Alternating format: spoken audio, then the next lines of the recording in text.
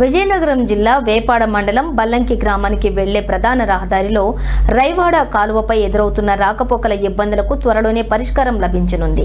ఈ బ్రిడ్జి నిర్మాణ పనులకు ఎస్కోట ఎమ్మెల్యే కోళ్ల లలిత కుమారి ఘనంగా శంకుస్థాపన చేశారు. సుమారుగా 43.65 లక్షల రూపాయల నిధులతోటి ఈ బ్రిడ్జి నిర్మాణం చేపట్టనున్నారు.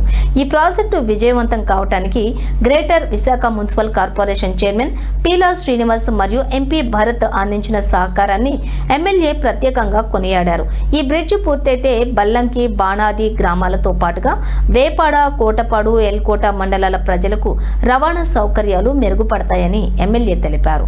43.65 లక్షల నిధులతో తమ చిరకాల కోరికైన రైవాడ బ్రిడ్జి నిర్మాణ పనులు ప్రారంభమవడంతో వైపాడ, కోటపాడు, ఎల్కోట మండలాల ప్రజలను హర్షం వ్యక్తం చేశారు. అయితే ఈ కార్యక్రమంలోని మండల పార్టీ అధ్యక్షులు గొంప వెంకటరావు, ప్రధాన కార్యదర్శి కొచ్చాడ రమణమూర్తి మరియు కూటమి పార్టీల ప్రజా ప్రతినిధులు, కార్యకర్తలు తదితరులు పాల్గొన్నారు.